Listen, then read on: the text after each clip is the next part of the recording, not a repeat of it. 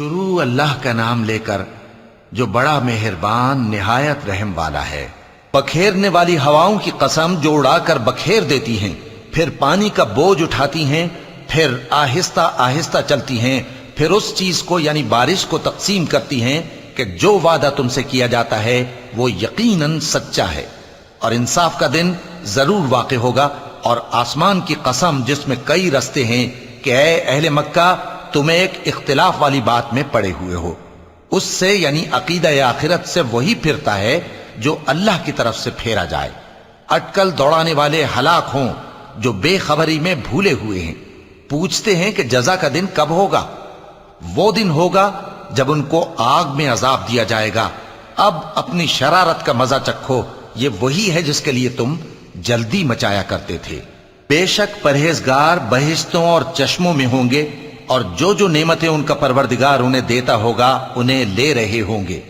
بے شک وہ اس سے پہلے نیکیاں کرتے تھے، رات کے تھوڑے سے حصے میں سوتے تھے اور صبح کے اوقات میں بخشش مانگا کرتے تھے، اور ان کے مال میں مانگنے والوں اور نہ مانگنے والوں دونوں کا حق ہوتا ہے۔ اور یقین کرنے والوں کے لیے زمین میں بہت سی نشانیاں ہیں اور خود تمہاری جانوں میں، تو کیا تم دیکھتے نہیں؟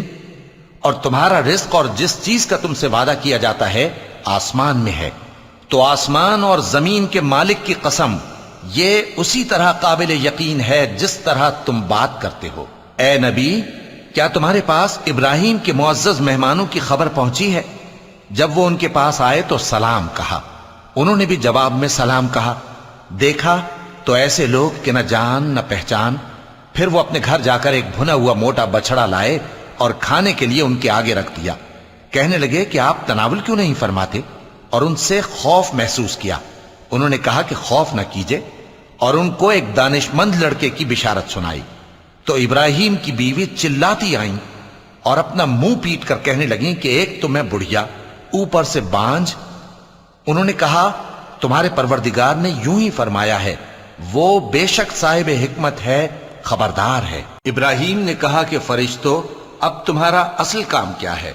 انہوں نے کہا کہ ہم گناہگاروں کی طرف بھیجے گئے ہیں تاکہ ان پر گارے کی پتھریاں برسائیں جن پر حد سے بڑھ جانے والوں کے لیے تمہارے پروردگار کے ہاں سے نشان کر دیے گئے ہیں۔ پس وہاں جتنے مومن تھے ان کو ہم نے نکال لیا، پھر اس بستی میں ہم نے ایک گھر کے سوا مسلمانوں کا کوئی گھر نہ پایا، اور جو لوگ عذاب علیم سے ڈرتے ہیں ان کے لیے ہم نے وہاں نشانی چھوڑ دی۔ اور موسیٰ کے حال میں بھی نشانی ہے، جب ہم نے ان کو فرعون کی طرف کھلا ہوا معجزہ دے کر بھیجا تو اس نے اپنی قوت کے گھمنڈ پر منہ موڑ لیا اور کہنے لگا یہ تو جادوگر ہے یا دیوانہ۔ تو ہم نے اس کو اور اس کے لشکروں کو پکڑ لیا اور ان کو سمندر میں پھینک دیا، اور وہ کام ہی قابل ملامت کرتا تھا۔ اور عاد کی قوم کے حال میں بھی نشانی ہے، جب ہم نے ان پر نامبارک ہوا چلائی، وہ جس چیز پر چلتی اس کو ریزہ ریزہ کیے بغیر نہ چھوڑتی۔ اور قوم سمود کے حال میں بھی نشانی ہے، جب ان سے کہا گیا کہ ایک وقت تک فائدہ اٹھا لو، پس انہوں نے اپنے پروردگار کے حکم سے سرکشی کی، سو ان کو کڑک نے آ پکڑا اور وہ دیکھ رہے تھے۔ پھر وہ نہ تو کھڑے رہنے کی طاقت رکھتے تھے اور نہ مقابلہ کر سکتے تھے، اور اس سے پہلے ہم نوح کی قوم کو ہلاک کر چکے تھے۔ بے شک وہ نافرمان لوگ تھے۔ اور آسمان کو ہم ہی نے اپنی قدرت سے بنایا، اور ہم کو ہر طرح کی قدرت ہے، اور زمین کو ہم ہی نے بچھایا، تو دیکھو ہم کیا خوب بچھانے والے ہیں۔ اور ہر چیز کے ہم نے دو دو جوڑے بنائے تاکہ تم نصیحت حاصل کرو۔ تو تم لوگ اللہ کی طرف دوڑ چلو، میں اس کی طرف سے تم کو صاف صاف خبردار کرنے والا ہوں۔ اور اللہ کے ساتھ کسی اور کو معبود نہ بناؤ، میں اس کی طرف سے تم کو صاف صاف خبردار کرنے والا ہوں۔ اسی طرح ان سے پہلے لوگوں کے پاس بھی جو پیغمبر آتا تو وہ بھی اس کو جادوگر یا دیوانہ کہتے۔ کیا یہ لوگ ایک دوسرے کو اسی بات کی وصیت کر مرے ہیں؟ نہیں، بلکہ یہ شریر لوگ ہیں۔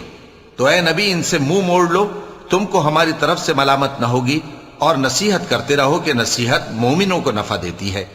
اور میں نے جنوں اور انسانوں کو اسی لیے پیدا کیا ہے کہ وہ میری عبادت کریں۔ میں ان سے رزق تو نہیں مانگتا، اور نہ یہ چاہتا ہوں کہ وہ مجھے کھانا کھلائے۔ اللہ ہی تو سب کو رزق دینے والا ہے، زور آور ہے، مضبوط ہے۔ سو کچھ شک نہیں کہ ان ظالموں کے لیے بھی عذاب کی نوبت مقرر ہے، جس طرح ان کے ساتھیوں کی نوبت تھی۔